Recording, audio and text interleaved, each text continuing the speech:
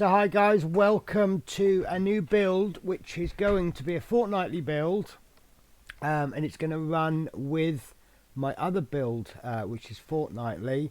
Basically what I'm going to be doing is 1 week I'll be doing a 48 scale kit, which is my main love.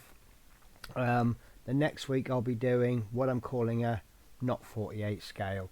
So this is a not 48 scale build, and I've decided to go something completely different, something I've never done before. It looks an okay kit. It's quite an old kit, and hopefully it'll just be a little bit of fun. It's a German train called the Lokomotive BR41. So what I'll do is, before I show you the kit, I'll show you all on scale, mates, and I'll show you a very slight bit of research that I've done.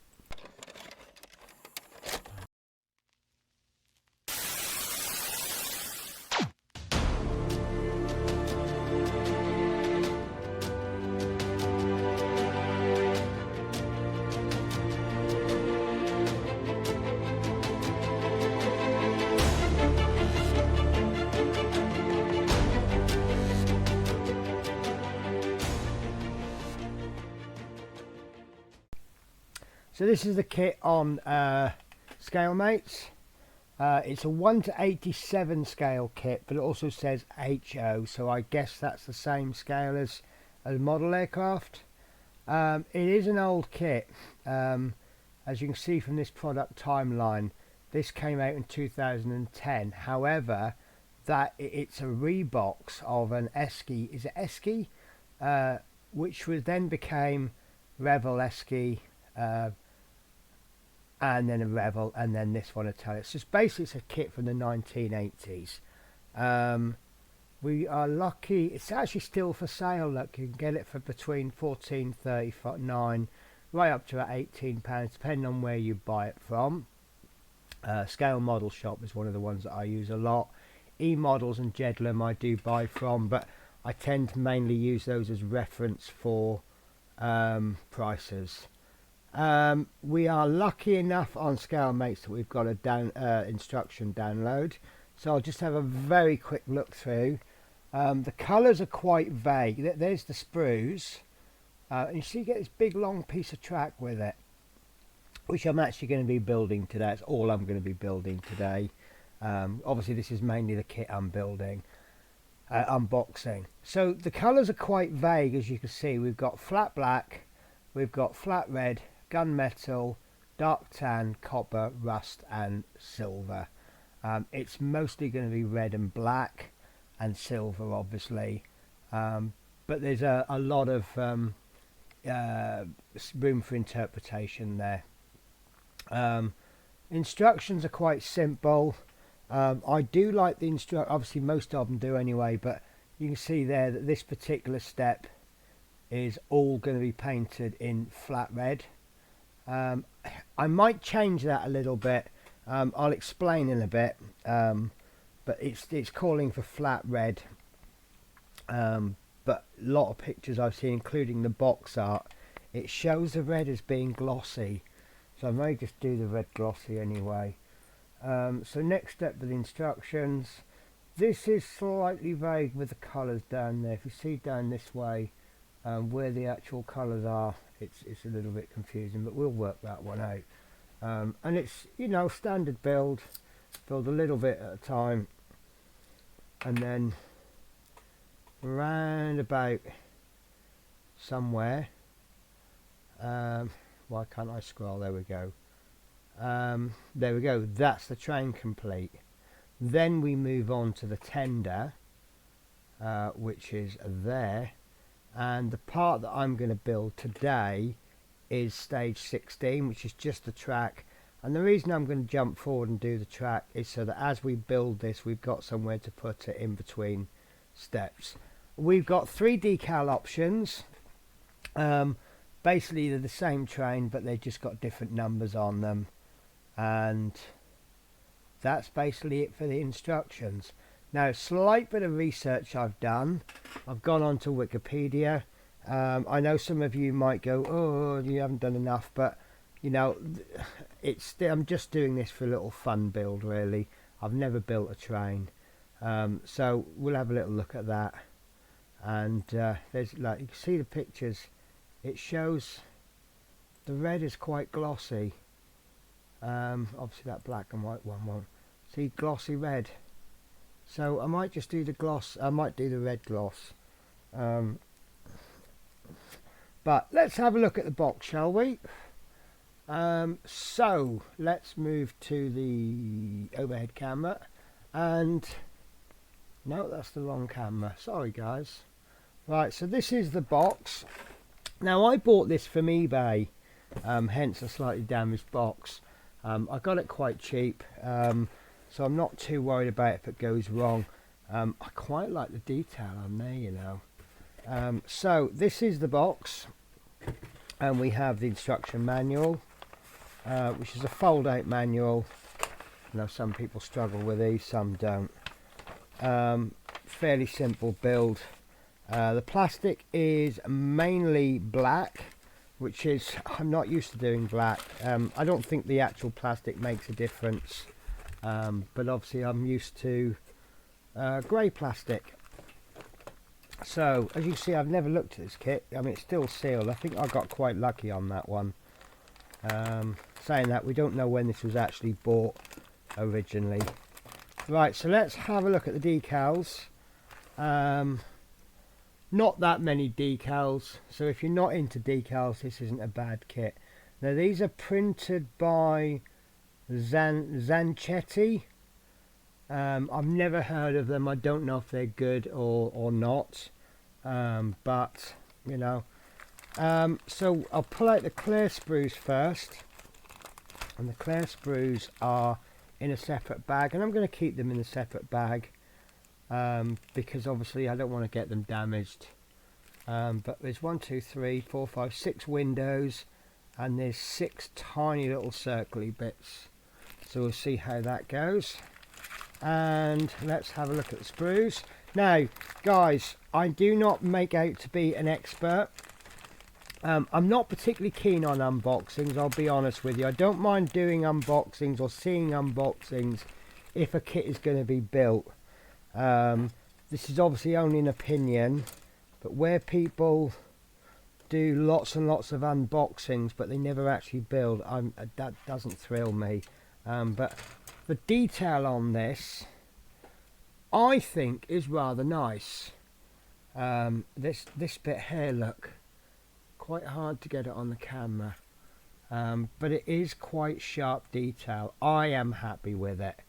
And one thing I'm going to say is I'm happy with the detail. That's all that really matters. If you're not happy with this detail, then don't get the kit yourself. But I'm happy with the detail. Whoops. So one area I'm looking at is the actual main bit of the locomotive, and there is so much raised pipe work there. Now if we look at the box art, you see that they've got all of these silver, and that's going to be quite easy to do because these are so pronounced. And on the tender we've got some coal in there, so that's going to be an absolute pleasure to paint. Well, it'll be difficult to paint, but to highlight it and dry brush it, that's going to be really nice. So there's only 2 sprues, and I say we'll be using this piece today. This piece fell out. Now I don't know if that's part of the model, so I'm going to be very careful with that. In fact, what I'm going to do is I'm going to cut a very small hole in the bag with the clear parts in, just a little slit, and I'm going to pop that piece in there.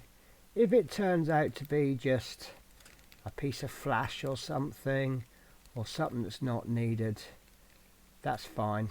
It'll get thrown away at the end of the build. But there's nothing worse than throwing away something you think might look important and it turns out it was needed. There is a little bit of white on there, which looks like it may have snapped off a larger part. But like I say, we'll see in the end. Okay, so the stage we're going to do is stage 16, and it's just this rail track there. And I thought we'll do that, and we'll paint it, and then At least then, as we build each stage, we've got somewhere just to put the model in between videos. So very, very simple. We're just going to cut it off the sprue, and the colour call out for it is rust and silver. Now the rust is for the wooden parts of the track, and the silver is for the actual rails. So I will double check, and I'm not 100% happy painting wood in rust, and that's come off really clean actually. I do have a good set of cut. Well, they're good and they're new. Now, this has got a slight bend to it, but it's not going to be a major problem. So lost my instructions. Here they are.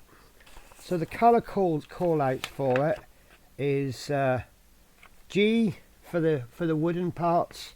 I think they're the buffers, the sleepers, and F for the actual rail, and G is silver. I'll just have a look. Yeah, the G is actually pointing to the edge of the sleepers, but I think it actually means the rail. So G is silver. G is silver. And what I've selected for silver is Tamiya X17 chrome silver. I might put a little rust wash. What I've always noticed with railway tracks is that the side of the tracks is rust. It obviously gets rusty where the elements hit it, but the top of the track is silver, where you get a train regularly going over it, so it's always just taking that rust off. So I might paint the whole lot silver, and then at a late stage I might just put a little rust wash over it.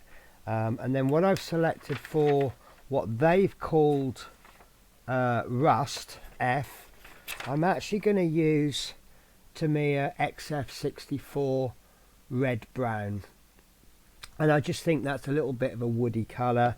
I don't think it's going to ruin the model if it's the wrong colour. So I think the way I'll do this, it's a case of which one do I do first. Now, if I paint the whole lot silver and then went rust brown over the top, you're putting a darker colour over a lighter colour, so that will work. If we go silver last, we've got to pick out the detail. So I think I'll go silver. I'll just roughly paint all of these, and then I'll carefully go around and I'll pick out the brown. I think that'll be the simpler way to do it.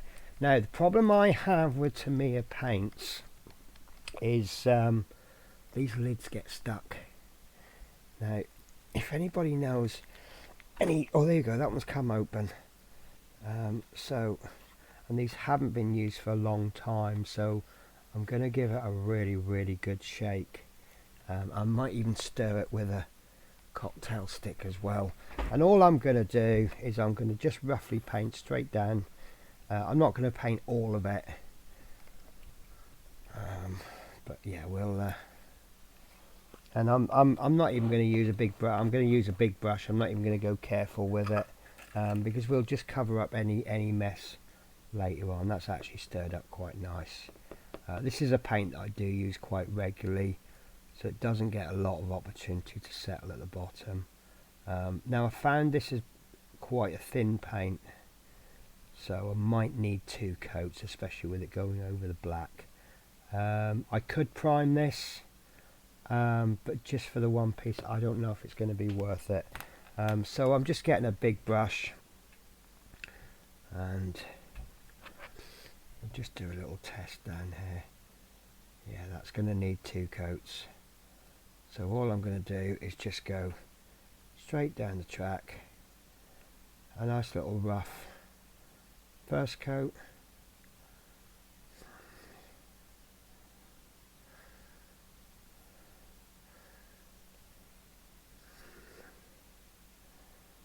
as you see, like, I'm not even being neat. I'll do the neat when I get to the brown.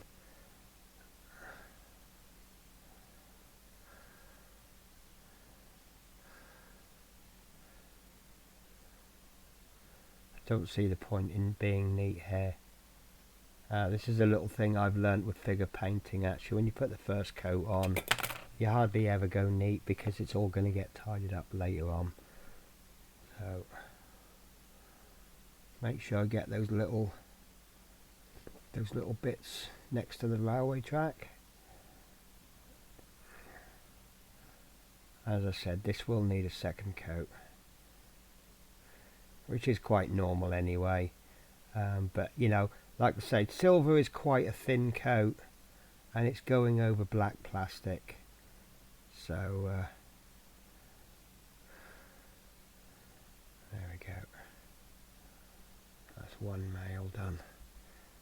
There we go.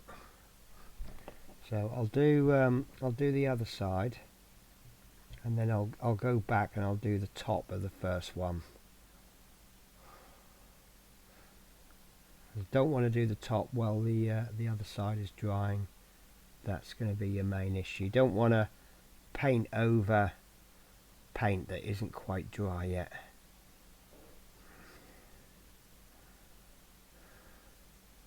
Some of this has gone on a little bit thicker, but I'm finding this to me is quite nice actually.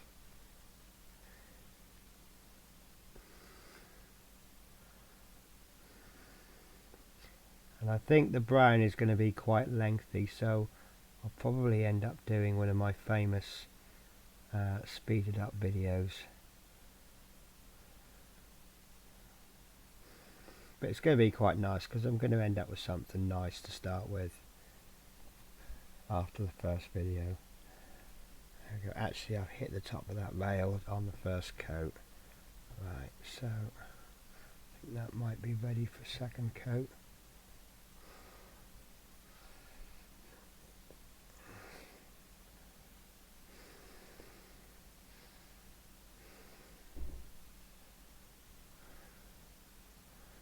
My cats are quite active at the moment. It is actually quite late. I'm suffering from a bit of insomnia at the moment for some reason.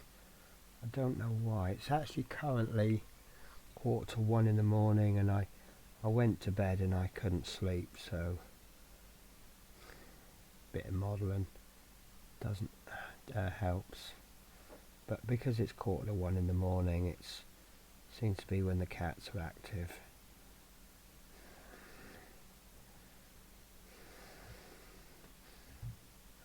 It's going on okay. I might need a third coat actually, but we'll see how it goes.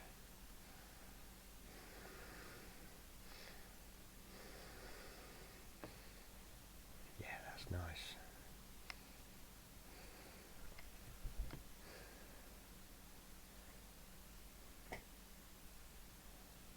I say we'll I don't actually own any at the moment, but if I do like a rust wash, I'm actually looking at buying some Flory washers. I've been looking at some research. I'll tell you a funny story actually. I've recently been starting to use oil washers, and I had some in the hotel, and I'd actually accidentally bought, well, I thought they were odorless thinners, and I bought these cheap oil paints. They actually came from the works. They're not anywhere near the standard of Winsor and Newton, but then, you know, I'm not going out and doing Bob Ross style paintings, so, and I thought these will be good enough for a wash, and I tried them out at home and they worked. They came out really nice, and so I took these, I put some thinners in my box and took them to the hotel with me, and the other week I decided to try and do a wash, and I did notice that some of the oil had leaked out where the lids don't go on perfectly, and I mixed some up with the odorless spirits, and they just would not mix. And I blamed the washers, I blamed the paints, because there was like a set of them for £5 from the works, and I threw them all in the bin. And then the next day I realised that the the thinners that I'd bought. They were Winsor and Newton actually. It was a Winsor and Newton wash, and I realised I'd actually bought thinners for water-based paints, which explains why they don't mix. Right guys, so that is the silver bit done. So what I'm going to do now, I'm going to do a little cut, and then once that dries properly, we'll start on with the brown. What I'll do is I'll do the first 2 or 3 sleepers properly, like I've just done that, and then I'll just end up speeding the rest of it up. So I'll see you in a second. Okay, so I've let that dry, so I'm quite happy with it. It's not what I'd call cured, but it's dry enough that we can do the next colour. So this is XF64 red brown. You can use any colour really that is a woody colour. You know, we're doing a bit of wood. I've noticed that some of the sleepers are actually quite dark, where perhaps they've been like treated with like a creosote. You can also get quite creative. One of the tricks that I've seen before when you're doing wood is to paint the whole lot in a light wood colour, and then get another colour, say get some greens and some reds, and really seriously thin them down so much that the colours start to separate a bit. And you find that if you thin these like 1 part paint 20-30 parts thinner, don't use water because that will probably split the paints, but use an alcohol based thinner, and you can get them like super thin. And then if you just pick out random, you actually get like aging wood, and it does look really good. But I'm going to keep this very simple, and I'm just going to paint them brown. I say we'll add some weathering at a later stage. Now, to save myself embarrassment, I have actually opened that bottle off camera because I'm sure you don't want to see me straining. It's quite sludgy, so it does need a very good mix. So I'll just spend a little bit extra time doing that. Actually, it's not too bad, it's come out quite thin. So all I'm going to do is I'm going to paint around onto the parts that represent the wood. So as you can see there, I've not been neat. Can I have a focus? So I've not been neat with the silver, but I'm just going to neat it all up with the brown. And it's more time consuming than anything, because we are going to be quite neat and tidy. So we'll paint the main bit and then go around. I might need to take my glasses off actually. So this bit is where we're going to need to be a bit careful. I am going to take my glasses off. And I might need a second coat again. It's quite a thin paint on black.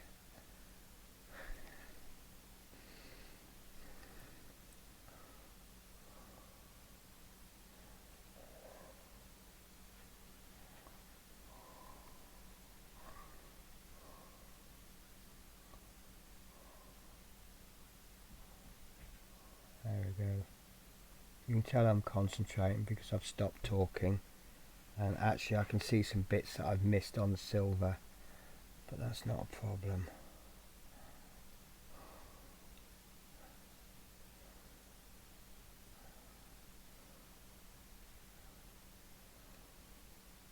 Yeah, I'm happy enough with that, especially when we put a wash over the top.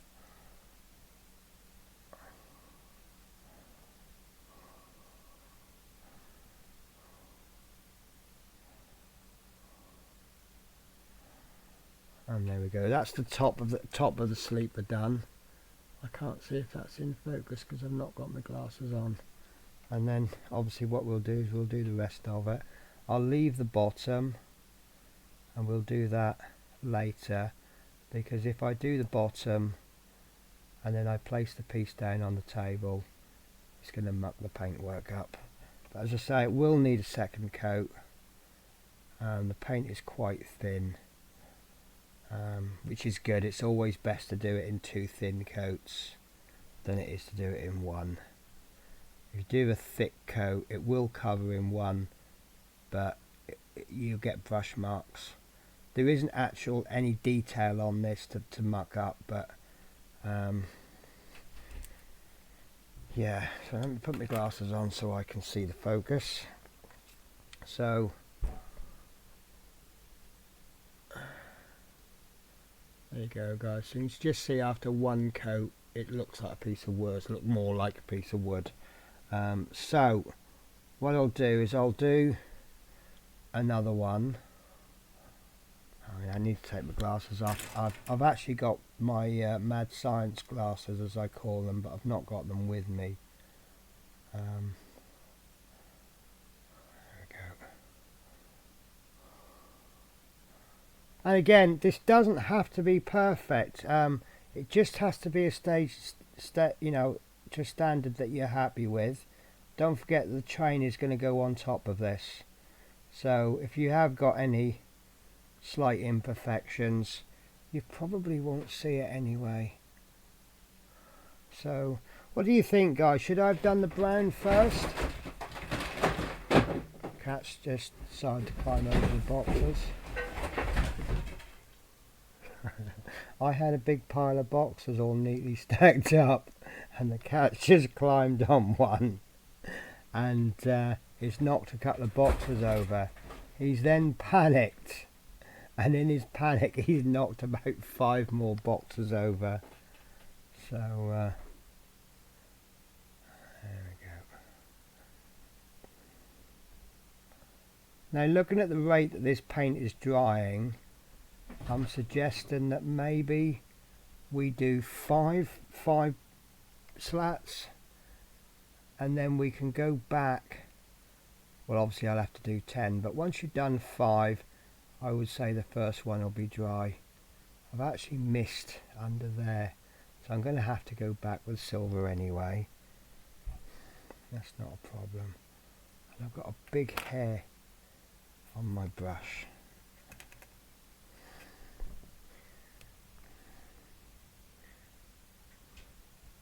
And then I'm going to have to go back on the brown anyway to do the underneath. So there's 2 done now, and you can see it's starting to look a lot nicer. So it's going to take a while to get these done, but right, have you finished wrecking the place, mister? When I restarted my YouTube channel, I thought, do you know what? I want to be I want the cat, if the cats get in the way, they're going to be on the YouTube video. It could be like a channel mascot, but do you know what? It's a pain in the bum sometimes. I mean, they're just cats being cats, and you know, you can't get upset at them for that. But then saying that, if I did want to edit out all of anything where the cats come in, I'd have so much editing to do. It would probably be impossible. I'd actually have to shut them out of the craft room, and then they are cats who like a bit of attention, and if you shut them out of a room, they just sit there meowing, and you'd think that they were in pain or something the way that they meow.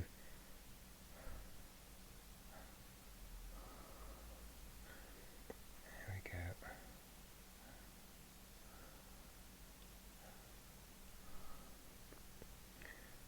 go. That's looking nice. So I think what I'm going to do, guys, is I'm going to do some more off camera, and then I'll come back and we'll have a look at what I've done, and then we'll start looking at doing the second coat. And then once we've done the second coat and we know what it's going to look like when it's finished, I can then I can do one of my little famous speeded up videos. But there's 3 done, and that's okay. That's not too bad. It will look 100 times better after a second coat. Right, so I'm going to stop the camera there, guys, and I'll come back to you when I've done some more, enough to do the second coat. Okay, so I must confess, it was late last night when I started this, and I got very tired, but I did manage to finish the first 10 sleepers, and as you can see, they look okay. But what we're going to do now, obviously I haven't finished these yet, I'll do those in a little bit, but I just want to do these first few sleepers, and then you can see the difference, what it actually looks like once you've got a second coat. It does look so much better, but do allow good drying time between coats. I did notice, especially with this silver, although it was what I'd call touch dry, what I would consider touch dry, when you're actually handling the sleeper and holding it quite hard, it would get a little bit, you can feel it's not fully dry. So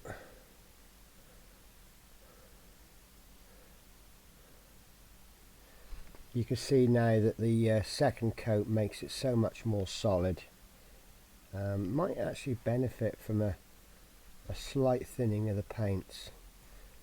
Usually to me are okay straight out of the pot when you're brush painting, but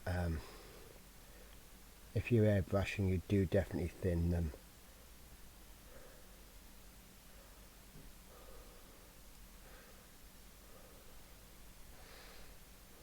I've also noticed with doing these, I kind of built a little routine up.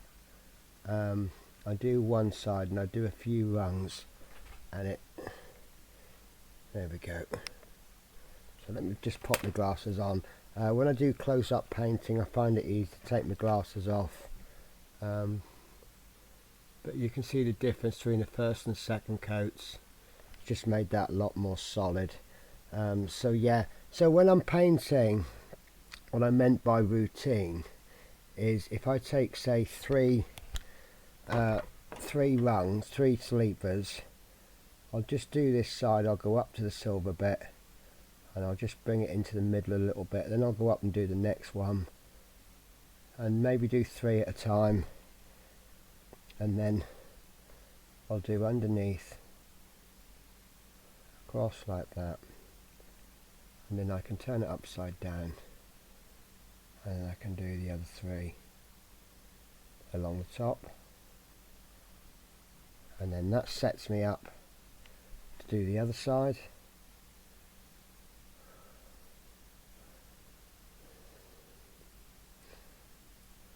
And then along the bottom, don't know how many sleepers there are on this whole piece, but if you do more, then by the time you get to the next bit, the paint would have dried and you won't be able to meet in the middle so well.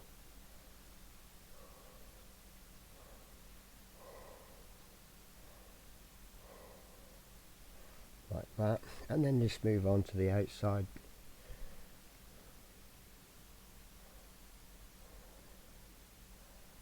To the top, the bottom.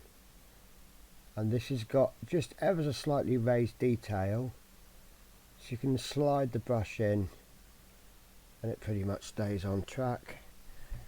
No pun intended there when I said stays on track.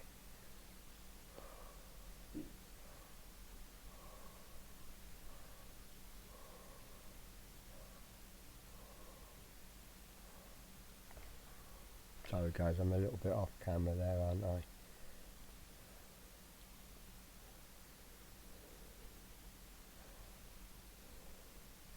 And then once I've done the main track, I'm just going to move the camera up.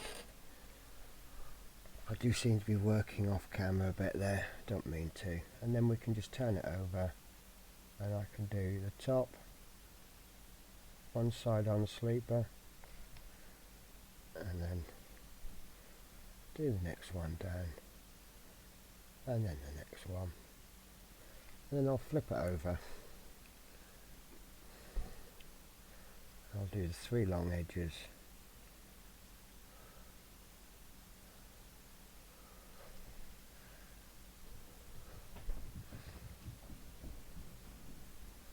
and I can do the short edges,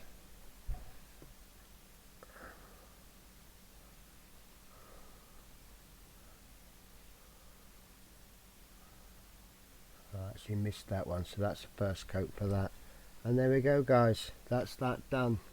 So what I'll do now is I'll finish, I'll actually jump to there and I'll do all the first coat again.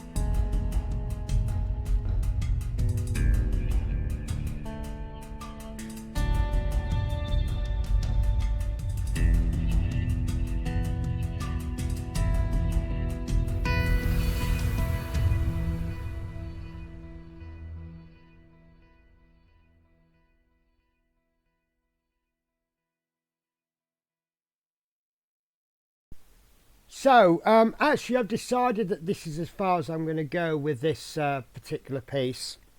It does really could benefit from another coat, but I'll be honest with you, I found this quite laborious. Now I've got paint over all of it apart from the back. Now I'm going to leave the back because what I've decided I'm going to do, I've got some other projects that I'm going to do around the house which require wood, and the direction I'm going to go with those projects is I'm going to be getting some pallets, breaking them down and using that wood. So I'll get a little bit of pallet wood and I'm going to make a display stand, and the way that I'll do that with this is I'll get one piece of wood, I'll cut it to length, if I need to I'll reduce the width, and I'm going to glue this track onto the piece of wood. So obviously it'll benefit from not having paint on the back. I anticipate that if I put glue on, something's going to happen and I'm going to need to touch up the paint anyway, but obviously it will, I'll see how I go. I might I might be able to get some ballast rocks, and just put little bits of rocks in between the track to make it a little bit more realistic.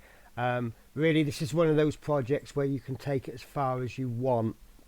I travel on train a lot, so obviously I look at things and I notice that with you, I don't know if you ever, next time you get a train or you see some railway tracks, have a look. You'll see you've got stones in between the sleepers, but you'll also see oil stains down the middle. Obviously, modern day we're running diesel trains, so that you've got a little bit of oil spillage. Now that may not have happened in the 30s, however, I can get away with doing that because the way I build all of my models is I want them as a museum piece. So I always do them slightly weathered to the point that they're old but looked after. So this isn't going to be super rusty or anything, but it'll have a little bit of where needed, a little bit of detail. And obviously this track, you know, is going to represent a modern day track. It doesn't necessarily have to be German rail. You know, it can be my museum that I'm building in a fictional place called Blakesville, and you know, this is all going to be part of the Blakesville Museum. So it could have oil stains. But obviously, as I'm saying this, it's not something that I've actually looked into properly. It's just an idea. So I'm going to leave this now.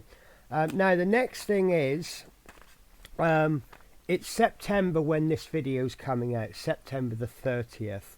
I'm planning on taking what I'm going to call a mainstream break over Christmas, which means the last video before Christmas will be the 23rd of December. That gives me 1, 2, 3, 4, 5, 6, 7 slots. I'd like to try and get this done within the 7 slots.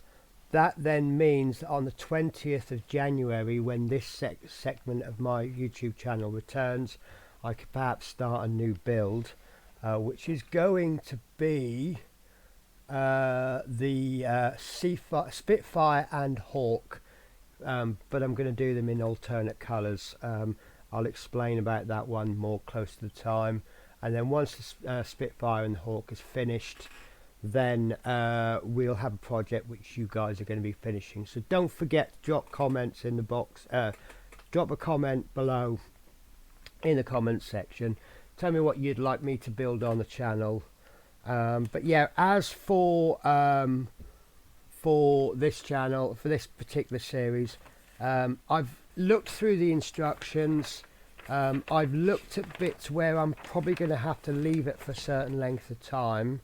So I'm going to try and do sections 1 to 4. Let's bring up the instructions, shall we?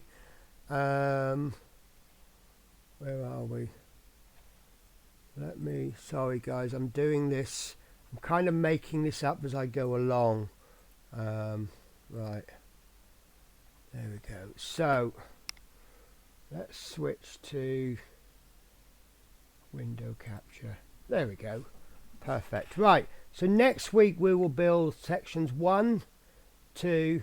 1 is going to be very easy actually, because once you've glued all of that together, you'll notice it's all the same colour, which is B, which is red. Section 2 is going to be what is it, C, which is the silver, I believe. No, it's gunmetal, but the inside is going to be B, so that's going to be red. So that will be painting the whole lot red, and then we'll just go over the details with the C. And then we've got, it doesn't say what colour to do this middle section, but that looks like it's going to be black perhaps. I don't know. That's interesting, it hasn't told us. Now these little bits that stick on the side, that's going to be B, which is red, and D, which is dark tan. And then section 3 is mostly black. And then section 4, we'll call it a day on that one. And then the following week we'll do 5 to 8, 6, 7, 8, and Yeah, right, there we go. So 8. The reason I'm stopping at 8, as you can see, we've got to glue the two halves of the main, what do you call that, the boiler bit. And then as you can see there, it tells us to tape it. So I'll glue that together and then I'll leave it for a bit, and then we can start the next video with section 9. And I'll go, now that bit's got to be left for a bit. However, see, this is the one thing I like. Although that's got to be glued and tacked down, while that's drying, I can get on with a different section. And then 12, that then goes on to the front. And that should, yes, that will complete the locomotive. And then we go on to 13, which is the tender. And we'll do all the way up to 16. We don't need to do 16 because that's just been done. And then the following week we'll do any decals. Decals won't take long. And we'll do some oil washers perhaps. And then, you know, hopefully we'll get this done in 7 parts. I'm not 100% sure if it will. If it goes over, it goes over. But we'll just see how it goes. So with that, I shall bid you farewell, and on this particular video series I will see you in 2 weeks. Take care guys, bye bye.